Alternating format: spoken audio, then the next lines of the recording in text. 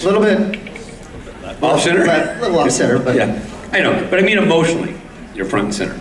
sure. Well, no, emotionally I'm way off center. But Richard, Yes? we've got a few more people in the room now. The next guest must be a well-known person. I don't think there's anybody of that description on our roster. I didn't think there were, but Oh, well.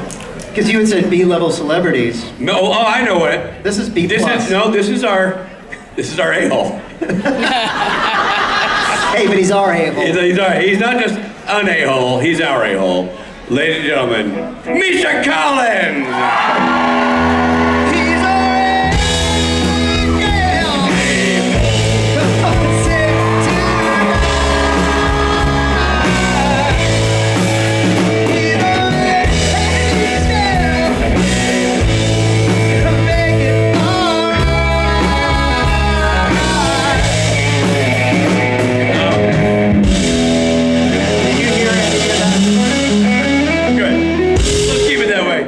As you started to sing the song, he's our I'm like, he's our angel, and he's doing a-hole.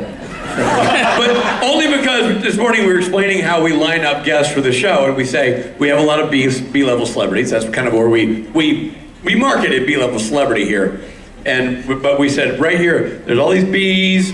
There's one gap right here. We like to consider that the a-hole, where an A person can slide in.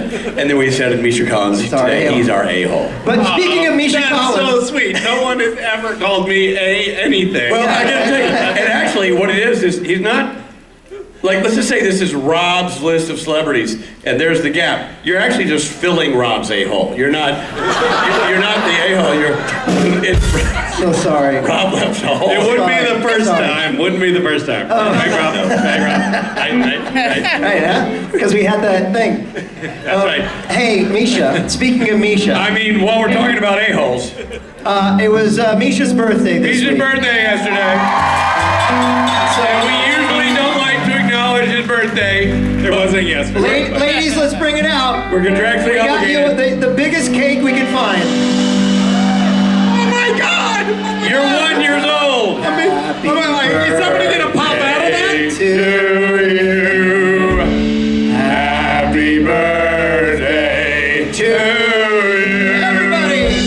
Happy birthday. It's Halloween. Happy birthday to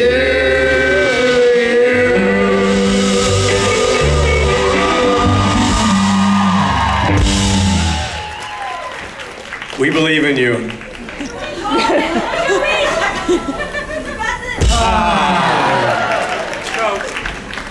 I was just chuckling because it reminded me of the last experience I had with candle blowing. My mother just had her. She's on August birthday as well, and she just had her 80th birthday. Wow. We had a big 80th birthday party for her. Nice. Thank you very much.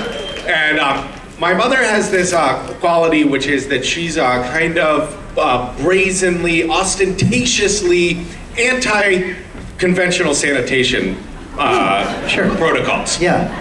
For example, when she came to visit me on the set of Supernatural, she was the first in line in the catering tent at lunch, and everybody was lined up behind her, all of my castmates and crewmates, and she was going through the line first, and she saw the mashed potatoes, but she was uncertain about them. She didn't know if she wanted a whole ladle, so she went, "No!"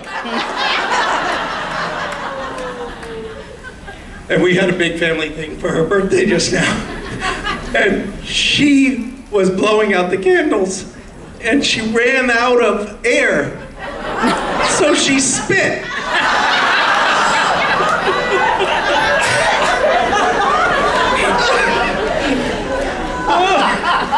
Well, that'll do it. That'll put it out. And then the following question, large slice or small slice? Like, you know, I'm good. I'm gonna watch my figure. Let mom have it. Well, Well, there you go. Thank you. Yeah. Thank you guys. Thank you for this. Thank you. thank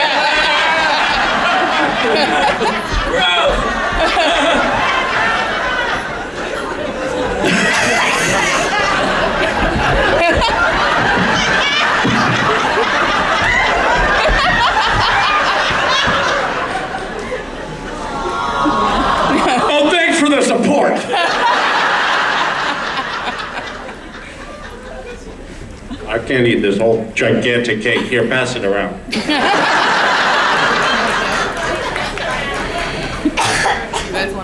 You can take the side that I didn't bite.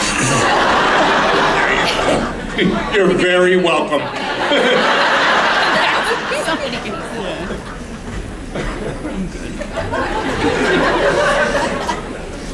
I haven't washed my hands in weeks. I know. I don't know. You want hand sanitizer? No, I got it. I think I'm okay. You got some on your mouth. I have some on my mouth. How did that happen? The other side. There you go. Oh my God. Have a cupcake. Thank you for saying something. It was going to be a bunch of horrific YouTube videos. How am I doing now? Much better. Yeah, perfect.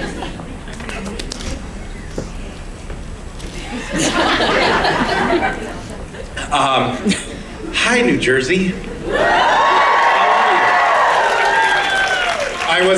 I was just reflecting that this is 18 years for me of doing these conventions. And I know what you're thinking. How is that possible? You look so young. But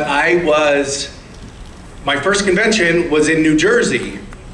And I was so nervous to come up on stage to do a panel. And I just talked about this in my meet and greet. So those of you who are in there, you can ask for your money back. But I was like nervous to go up on stage, but I was like, but it's okay if there's a question that I don't know the answer to about the show, because I really don't know a lot of show trivia. I can just have one of the other people on the panel answer it for me. And then I got up on stage to discover there was no one else on the panel, and that creation panels are not actually panels. They're just throwing one person to the wolves. What is that? What should that be called? It's not a panel. A sacrifice! What's wonderful is that like 5 people said sacrifice in the same room. Technically it's a sacrifice, what you're experiencing. But somebody in the meet and greet had been, you had been there, and you said that I said that I wasn't serious. You were obviously nervous, What? and you told us that you were going to lie, and you bullshitted throughout the whole thing, but it was very entertaining. That's okay. I can't believe I used to bullshit my way through these. Used to?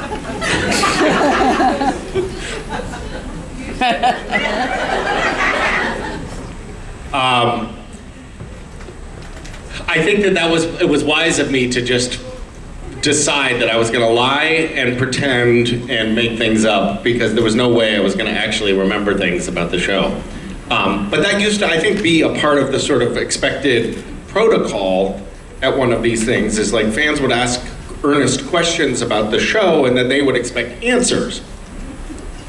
That no longer happens. That expectation is gone, right? Which is nice. It's nice to be unburdened by that. What do you all want to talk about here today? Birthday!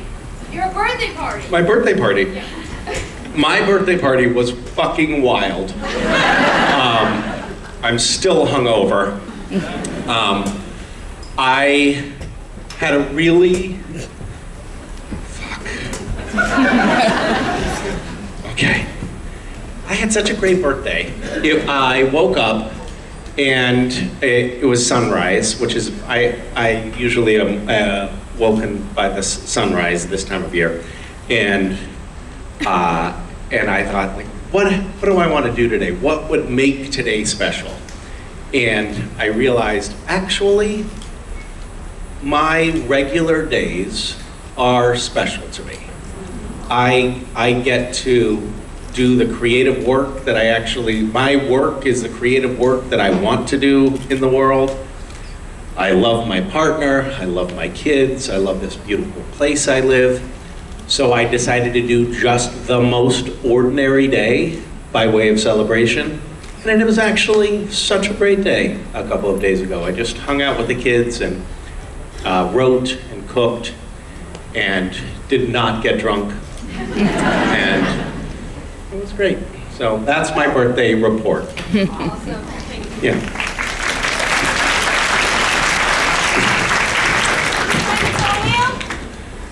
I did not find a toenail. The girls, my daughter and Emily's daughter, presented me with a cake for my birthday, and they had written in icing on the cake, they wrote, "Find the toenail." And I laughed, and I thought that's hilarious, and then I thought, yee. But I ate it anyway. And if there was a toenail, maybe I don't chew enough to have found it. So now, of course, I have to go through my stool. I mean, I don't want to not find it.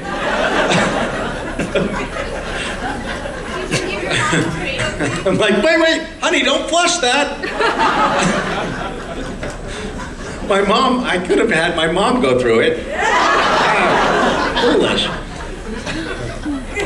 Hey, Mama, I don't want to eat this. There's toenails in it. Are you okay to eat it for me and let me know?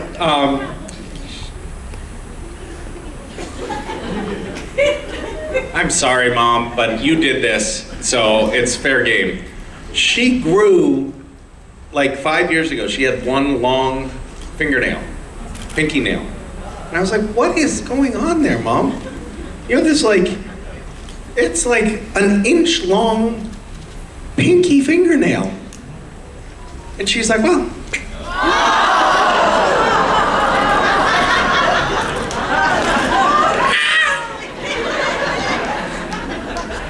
But enough about that. What would you like to talk about? Hi, Misha. Hi. My name's Amanda. First of all, thank you for coming last night to the auntie dinner. That was a very nice, fun surprise. Thank you for having me. Okay, so were you going to say something? Sorry. Do you want to explain what the auntie is? Sure. So and the who this like cabal of people were? Sure. So the antisocial is basically Misha's chaotic personality in a social media platform where a bunch of other really chaotic people come together and create chaos and good by donating money and raising money for charity and things like that. But last night, a bunch of us went to dinner down the block, and Misha and Emily stopped by, and that was a really fun, cool surprise.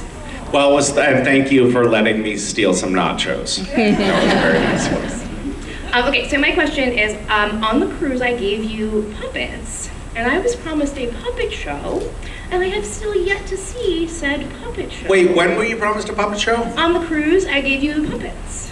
The little socks? Oh, yes. Those are great puppets. A puppet show? And also, are you ever going to release the pictures from the scavenger hunt on the cruise? Release the pictures from the scavenger hunt. What pictures did we take? Someone has one of you running on a treadmill, barking like a dog, doing Gangnam Style in the elevator, running down the hallways. I did none of those things. That's ridiculous. Everybody knows I would never do that.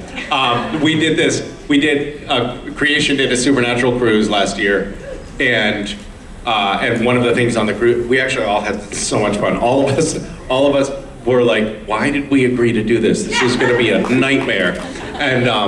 And then we got there and we all had a great time. We're like, we got to do this again. This was super fun.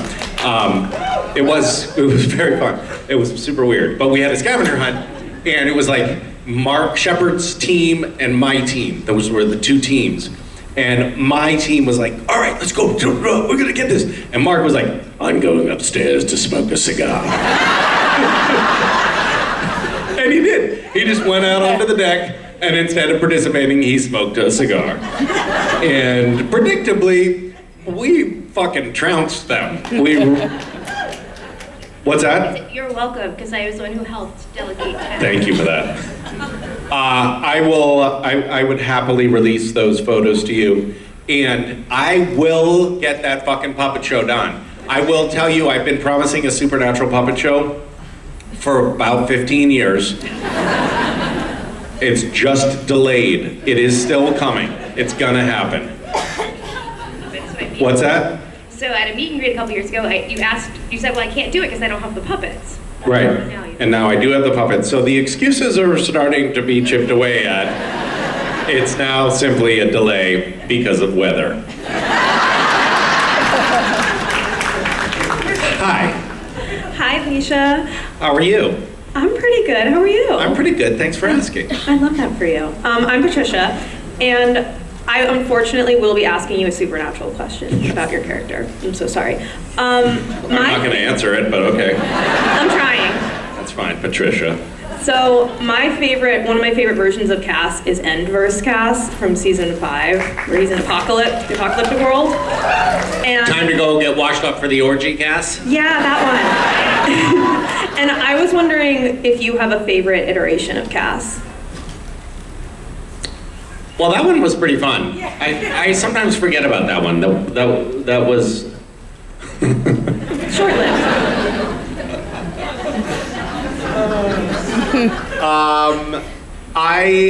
I also like, I think that like SS Officer Nazi Cass doesn't get enough. So underrated. He didn't get enough airtime, for starters. I think they should have done a spin-off with that character, frankly. He was very compelling. I don't know. It was fun. It was fun to have the variety pack of things to do. The one that I really didn't like doing was Crazy Cass, because I just never really found the character. Ben Edlund wrote that character first, and he also directed the first episode where that character showed up. And I got to set, he was like, I want you to be totally zany, just like crawling up the curtains. I want to see just crazy. And then we did one take, and he was like, okay, let's try, it's all internal. And the direction was literally the direct opposite direction of the first direction. And somehow it, like, the wild whipsaw of attempts there kind of just lobotomized me. And I ended up just kind of not knowing what I was doing with that character, and that sort of stuck for the short run of that character's existence. So I was glad when he died. But I had fun with most of them. And it was always delightful for me to see when a script comes in, to see like, oh, it's not actually Cass, it's something new or something weird. It's, I'm playing Jimmy, or I'm playing one of the other characters and that I don't remember the name of. Oh, Emmanuel, that's what I was trying to remember. But at one point, sometimes a script, they have what's called stage direction. So there's like the dialogue. It'll say Cass, and then below that it'll say, hello, Dean. And then there'll be the stage direction. And often when a character is being introduced, there's a little bit of a description of the character, maybe some of their personality traits, maybe some of their physical quirks, whatever. And it says, what this script came in, and it was for the SS officer Cass, and it said, Misha will figure it out. It's like the writer's like, I don't fucking care. Misha will figure it out. But getting those was actually always fun. So, yeah. Thank you. Thanks. Hi. Hi, my name is Angela. Hi, Angela. And I heard on a video on YouTube that you hurt your voice. Those a are lot. always true, by the way. That's what I tell my kids. I'm like, listen, what are your sources? And they're like, I saw it on YouTube. And I was like, all right, well, I trust that. Yes, Yeah. I wanted to know if it's true, and there was one other question. Was it true in the diner scene when you couldn't use your powers, you forgot your line, and Jared said, I think you hurt his feelings?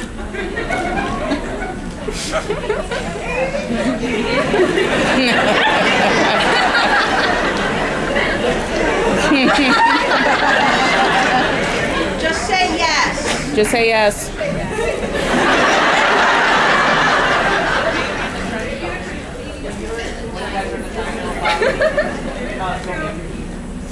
about putting your Yeah.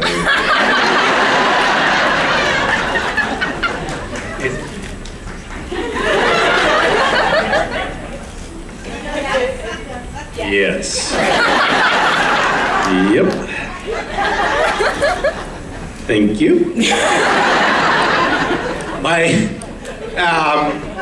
I love show trivia, and I do bone up on it.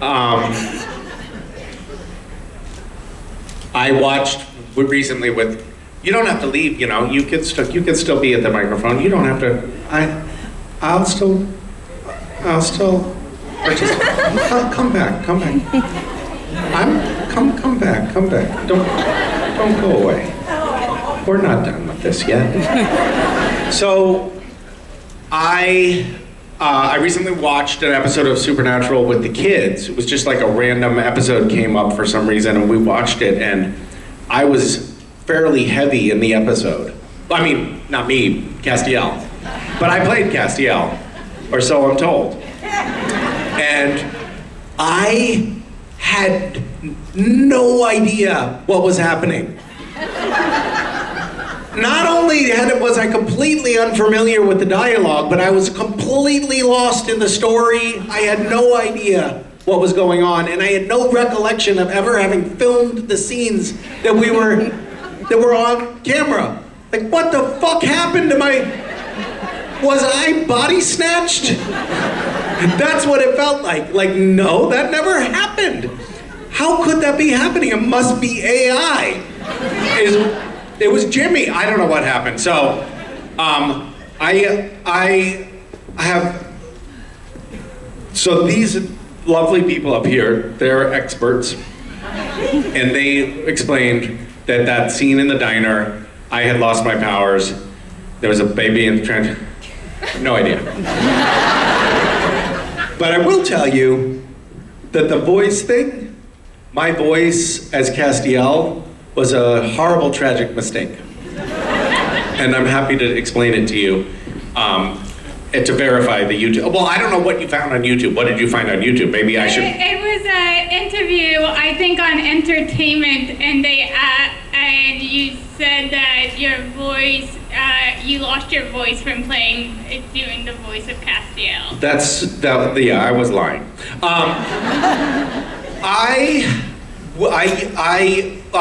The first script that Cass shows up in, he's trying to communicate with Dean, which I know because I know all the show trivia. And he's trying to communicate with Dean, but he's not taken a human form yet, right? He's speaking as just, well, I don't know what he's doing. He's as a spirit. And so he's trying to communicate, but like the windows break, the television explodes. And so that got in my head the idea like, oh, when Castiel shows up in his human form, he should have like a deep, commanding voice because it sort of reflects that voice that was breaking glass. And also, I had not too long before that been on Charmed, and my father-in-law had called and said, Misha, you gotta do something about your squeaky voice. So I decided to do the like, hello, Dean voice. And, but I also thought that I was only doing 3 episodes of this show. And I thought nobody would ever watch it, and who cares? And then it was like a year later, and I was still doing the hello, Dean voice. And I went to the doctors. Because I was like, I don't know what's going on, but I have like chronically sore throat, and it's not going away, and it's been like months. And she looked at my throat and she's like, have you been yelling or doing any weird things with your, I was like, oh fuck. It's that voice. So yes, it caused physical damage. And then it got worse over time because like, you know, Jensen was like, you know, hey, I was like the tough voice on the show, and then you came along and you're like lower than me? Fuck that. So he's like, hey, Cass. Like, he was like, he had to go lower than me. And I was like, well, I'm not gonna let him go lower than I am. So I was like, hello, Dean. And then, of course, we had Mark Shepard show up on the show, and he's like, "Hello, boys." So it just became this, and eventually it's like, you know, a dog whistle. Like the voices are so low that the human ear can no longer detect them. It was all a tragic mistake.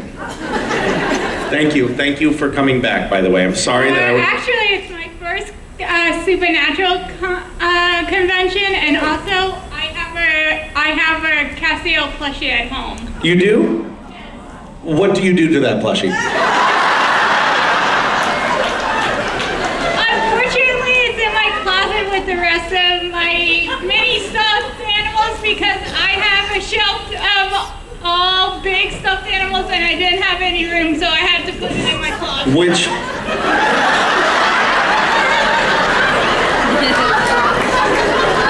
Let it go.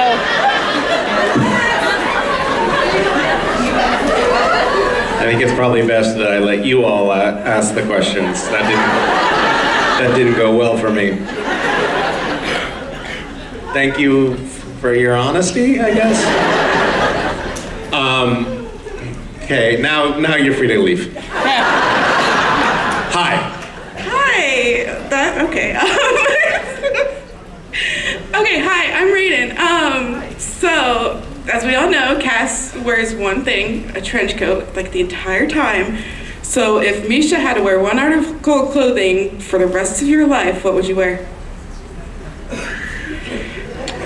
Probably pants. No, like something specific. What's that? Something specific, like a trench coat. Like, who's gonna go around wearing a trench coat all the time? Well, a trench coat is probably a very good choice. It provides good cover. It's all season, because in the winter you can like wrap it up, and in the summer you can let the breeze in, you know, on a playground, for instance.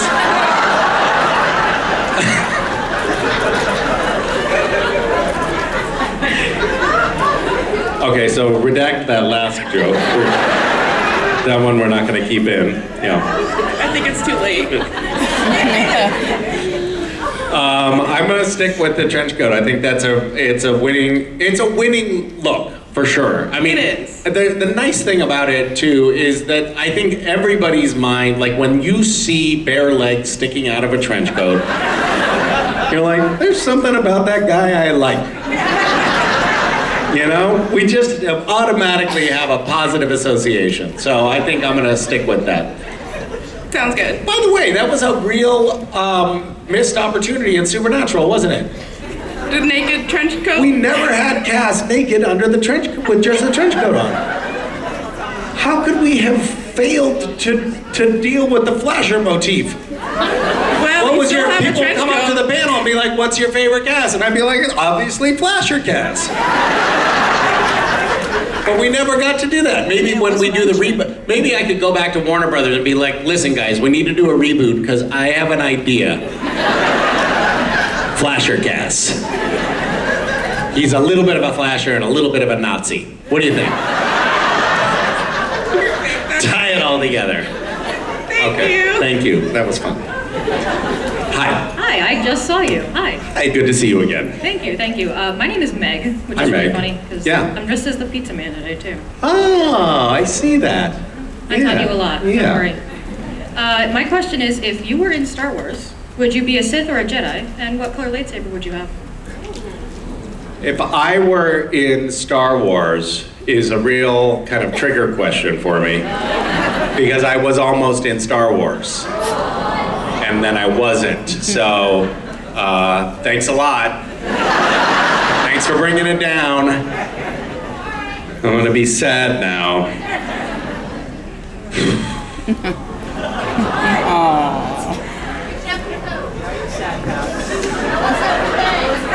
Now I'm sad, Cass. Yeah. Thank you. I'm gonna tell you a story now that I've told before, so a lot of people have already heard it, and nobody's gonna enjoy it, and this is on you. So I got a call for an audition for the young Darth Vader in the second prequel movie, whatever that was. And hold on, I'm gonna forget names, and then it's not the whole story. I know Anakin. I know. Hayden Christensen. Okay, thank you. All right, so I got a call, went for the audition, but and I was like, okay, so send me the audition material. And there is no audition material. So I went to the audition and I talked to the casting director for like a half an hour. She had been traveling all over the country just interviewing people to see if they might be interesting enough to play the role of the young Anakin Skywalker. And apparently I was. I told her some stories about my childhood, and then I got a call like a week later saying they want you up at Skywalker Ranch to meet with George Lucas. And at the time, it was all a secret who was even in the running for the role of the young Anakin Skywalker. And they said when I went up there, I couldn't tell anyone except for my agents where I was going. Like, it had to be a state secret. In fact, they sent a driver to pick me up at SFO Airport to drive me to Skywalker Ranch. And I wasn't allowed to they told me what to tell the driver, that I was going for a looping session at the recording studios. Like, they made up a story for me. And to put the fear of God in me, they said the kid that they had cast for the like 7-year-old Anakin Skywalker in the first prequel, had told somebody that he got the part, and they fired him, and the kid that was in the movie was their second choice. So I was like, okay, I won't tell anyone. And I got up to the Skywalker Ranch, which is like this beautiful college campus, and I got there early, and I was like, fuck, I gotta kill some time. So I went on a walk in the woods, and I stepped in a stream,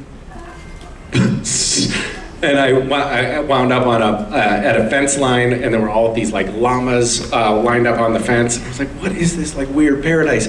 And then I went in to finally, when it was time, I went in, and George Lucas and the casting director were in his office, and I came in like, my leg was like wet up to my knee, and I got to play with Luke Skywalker's like original lightsaber with George Lucas, and it had like this incredible heft to it, and it was all so cool, and it was just like the most amazing experience, right? I'm talking to George Lucas about being the young Darth Vader. I'm like, how the fuck is this happening? How is this my life? And as I was driving away, I had like an extra 4 hours before my flight, and so I told the driver to take me into San Francisco to kill some time. And as I was driving, I was like, I'm gonna call my best friend and tell him. And then I was like, no, don't fuck it, don't do it. Just don't tell anyone. Just keep it quiet.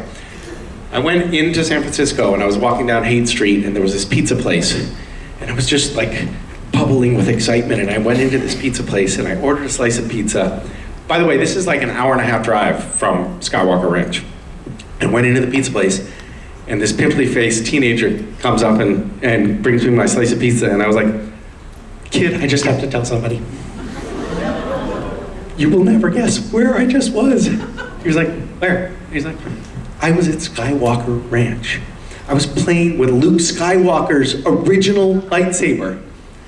I'm being considered for the role of Anakin Skywalker in the next Star Wars movie, and it's so cool. And he was like, no way. Dude, that's amazing. You know, my parents owned a llama farm adjacent to Skywalker Ranch. My cousin is Natalie Portman. What's your name? And I was like, Misha Collins. And I walked like a block away with my pizza, and then I walked back in, and I was like, oh, please don't tell anybody that I... Anyway, thanks a lot for bringing up that memory. I mean, of all of the people in the world to tell, fucking Natalie Portman's cousin. All right, hi. Hi, I'm Amanda. Oh, to answer your question, I'm sorry, I didn't answer your question. Anakin Skywalker is who I would want to play in Star Wars. Hi. Hi.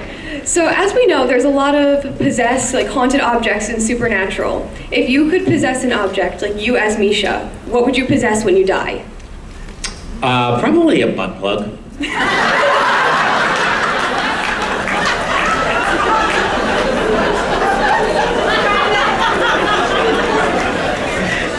Thank you.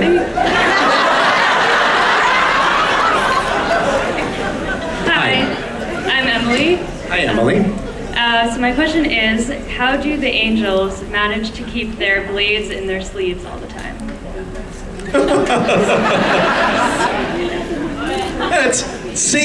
That's a good question.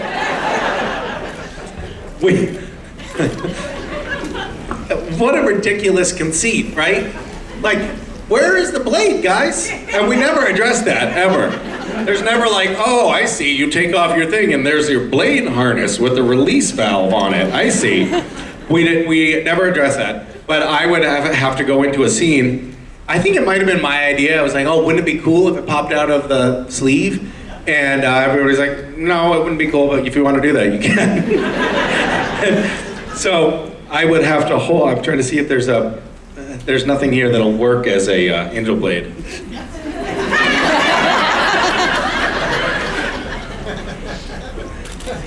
I would have to, fuck, doesn't work. I'd have to hold it like this, like I'd have to hold my hand a little bit like this so that it would sit on the meat of my palm, and then I would go like that, and like probably like 2 out of 3 times I'd go like this, and it would just slip out onto the floor.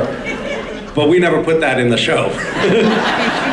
we only put the ones where I actually managed to catch it in the show. But yeah, and then other people had to copy that. Other angels had to copy that because I had established this ritual of doing this weird thing that made no sense, that was never explained in the show. There were a lot of those things if you look at it. The first AD, I used to be like, wait, they, be like, okay, so Misha, you're gonna kill him by do the 2-finger thing to kill the guy, and I'd be like, is that how we kill the guy? I don't think that's how we do it. And I was like, Misha, just do it. Don't pull the thread. They would always say, don't pull the thread, it's fine, just do it.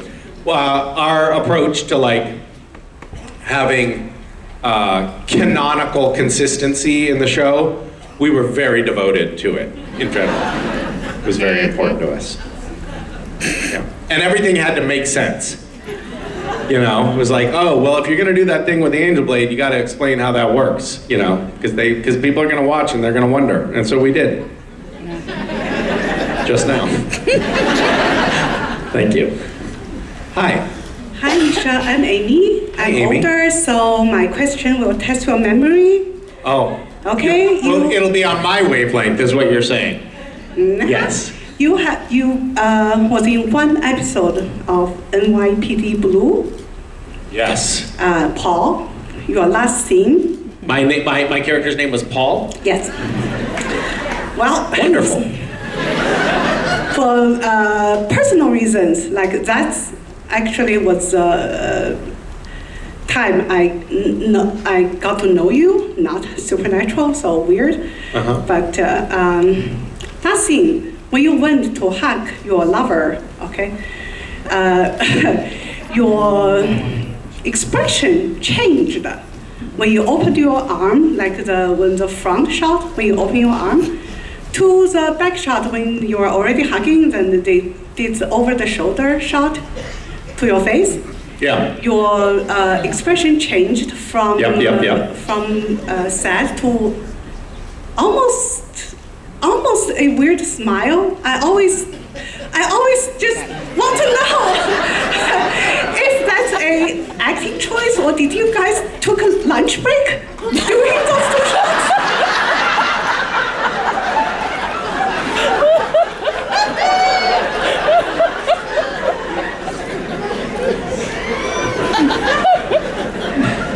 I think it was definitely a choice. It was a choice.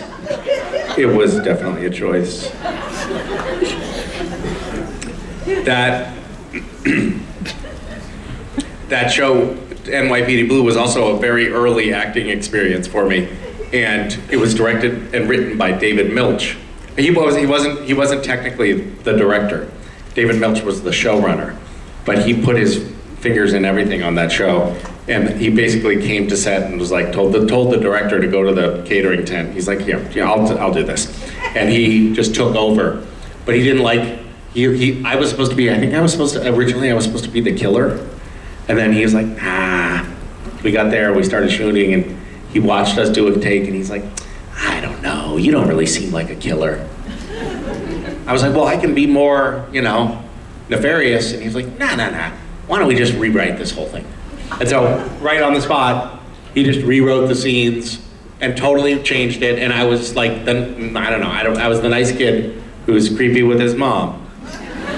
No, you were not. Or saddest, or not hungry, or something. I don't know. So it was a very strange experience, all in all. But I will say, I have no fucking recollection at all. Yeah, that's what that's what you were starting to suspect, I would say, I think. Yeah, after being in a few counts, I was suspecting. You knew where this was that going. was going to be my answer. Yeah. I had to ask it. Well, I'm glad that you were brave enough to ask it anyway. And who knows, maybe there was a reason. Maybe I actually, because it happens from time to time. Like, something will maybe stand out enough that I will remember it. Like, maybe I went to hug my mom and she farted. And then I was like, and I smiled, and they caught that on camera. It's possible that happened. I have no recollection. Thank you. Thank you. Hi. Hi, my name's Grace, and Hi, Grace. Hi. And my question is, if you could play a different demon or angel on the show, who would you play? Well, I think it would be fun to play. I don't know. It's hard to say. It would be fun to play. I mean, Dean had a cool character. That'd be fun to play. But then he had to work a lot. So it might be fun. It might be fun to just play let's see, who would be really. What do you think? What is a fun character for you?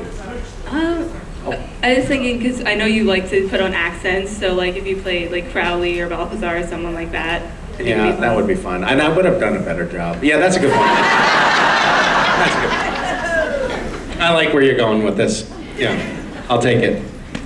I'll take Crowley. I would have totally leveled up that character. It would have been a big deal.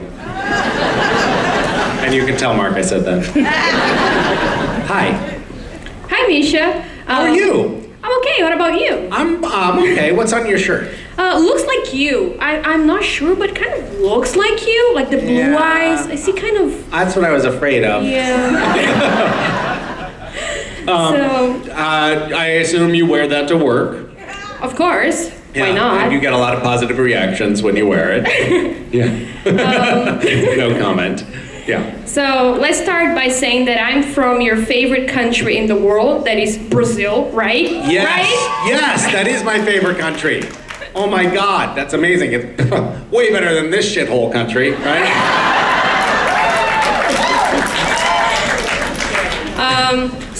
Just kidding, America. I love you. I just turned 21, actually 2 months ago. Happy birthday. 2 months ago, but thank you. Okay. With all your wisdom. Okay, I have a question. I don't have any wisdom, but I have a question for you. So, why is so for those of you who don't know, Supernatural is very popular in Brazil. Yeah. It's like the national TV show or something. If I post something on social media, it'll be like most of the comments are from people in Brazil. It's kind of crazy. Yeah. I went to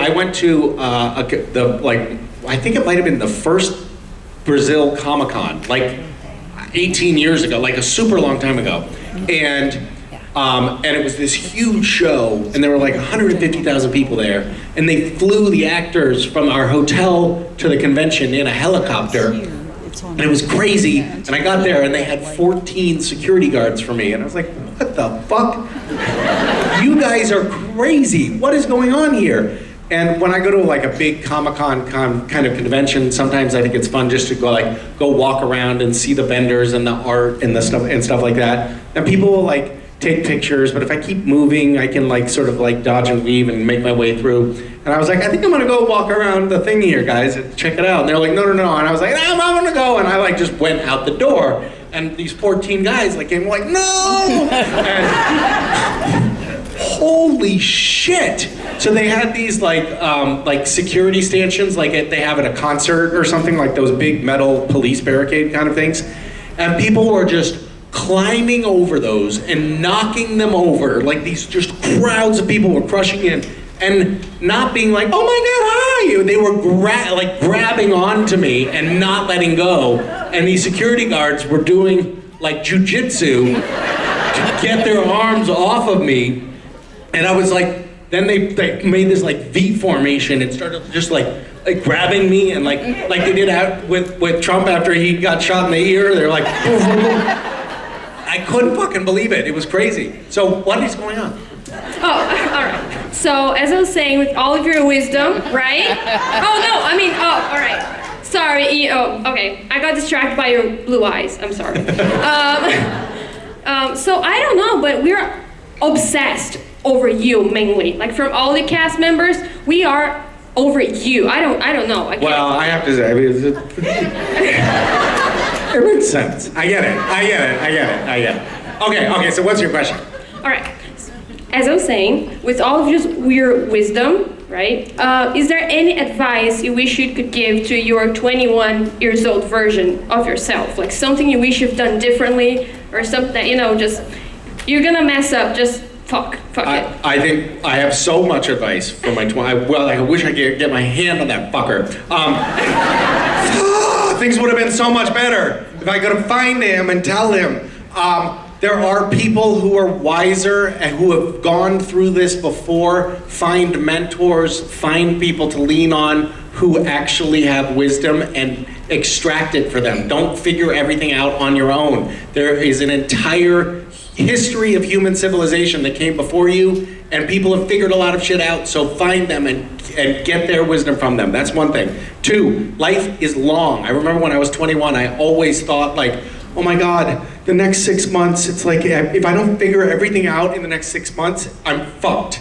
And the truth is, 6 months is a flash. 6 years is nothing. Time, you have so much more time than you think, which means you can take the time to try things, experiment. A decision that you make now is not permanent. It never is. So you think everything is permanent when you're 21, and in fact, it is not.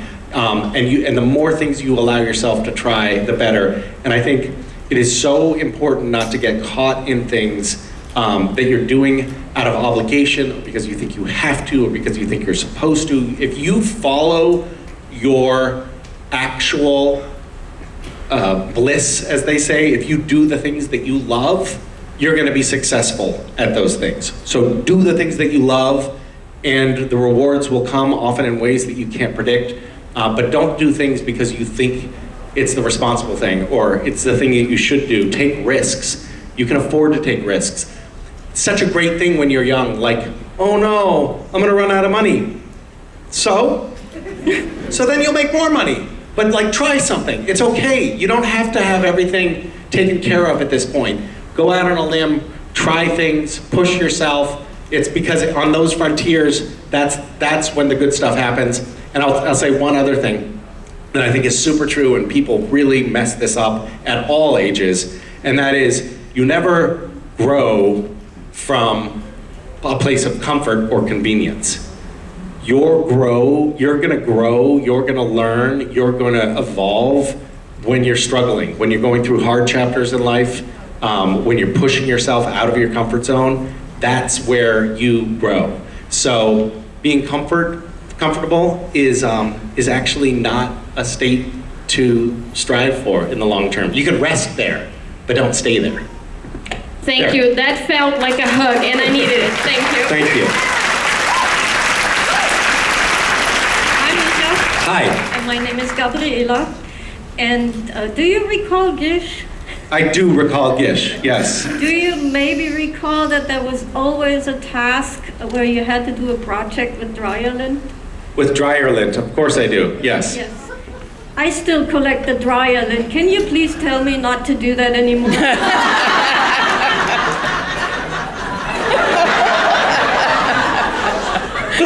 Can you free me from the burden? So, for those of you who don't know, Gish stands for Greatest International Scavenger Hunt, and it was this game. Well, no, so Gish was the original one, which was Greatest International Scavenger Hunt the world has ever seen, but then I just shortened it because it was just too hard, and no one said it right. And eventually, first I thought it was funny, and then I thought it was annoying. Everybody was like, so I do Gish wishes. I was like, it's not Gish wishes. It's not the thing. So anyway, Gish, we did Gish. And it was this game that people played in 100 countries around the world, and there were like thousands of participants, and it was super crazy and super fun, and we broke 8 world records, and it was really an awesome week, and so much creative energy went into it. And I would do things like make people make artwork out of pet hair, or make a portrait of Jensen Ackles using Skittles in a mosaic. Jensen went in, we were filming on location, and Jensen went into this electronics store to buy a charging cable, and he walked in, and there was the checkout counter, and leaning on the customer side of the checkout counter on the floor was this like 3 foot by 3 foot portrait of himself in Skittles. And he walked up and he was like, what the fuck? And the person on the other side of the counter was like, oh my God, oh my God. And apparently these were Gishers that were working in the store, and when there weren't any customers there, they were like gluing Skittles onto this thing. When Jensen walked in, out of the blue, they were like, so anyway, but one of the things that we did also was we did things with dryer lint, and you had to create art with dryer lint typically, and you're still collecting it because I have hinted that maybe one day Gish will come back, and you have been unable to let this dryer lint go. Where have you been storing it? In a bucket. In a bucket? I have a bucket for dryer lint. So a bucket is such a small volume in my mind. How big is your bucket? Oh, it compresses really well. So you've got like 5 years of dryer lint in that bucket? Isn't that a fire hazard? Yeah. Listen, I would love to release you from this burden. I'm not somebody who likes clutter in general. I bristle at it. I think it's nice to have a zen environment. But you should keep collecting your dryer lint. Keep it up. See if your neighbors have any. Hello. Hello. How are you? I'm well. How are you? Good. So before I ask my question, I just want to say, back to the possessed butt plug, color, make, model. Just kidding. Don't answer that. I'm just kidding. So my question is, first off, I want to say thank you so much for coming to the dinner, you and Emily. That was great. Thanks for having us. But I do have a grievance. Oh, fuck. Where the fuck is my apocalypse prize that I still haven't received from 9 months ago? Which is your prize? The apocalypse, the first. I know, but what is it that you're supposed to get? Something signed, an artifact from your home. Amanda too, she's here and she didn't get hers.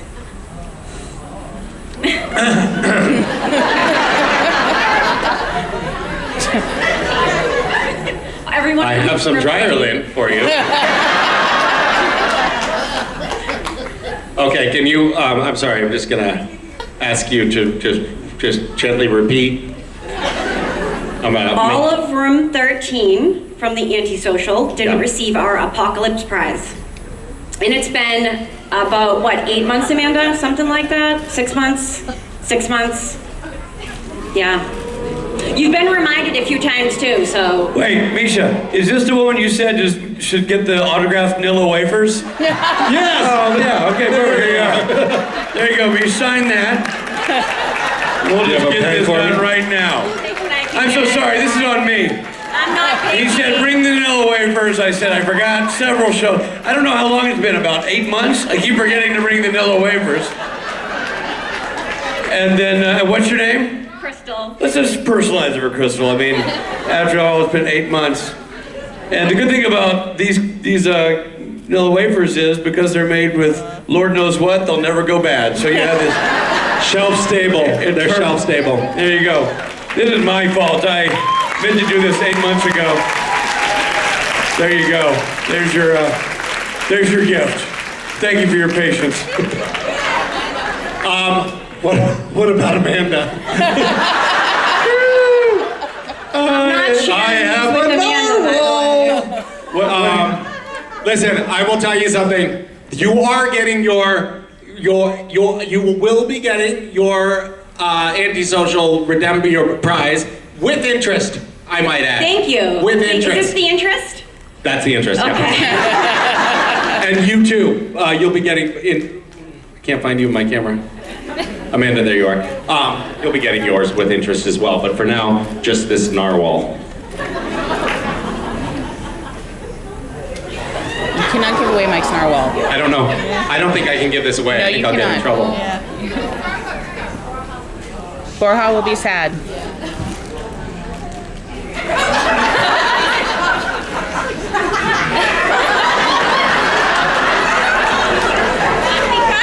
She gets the copy.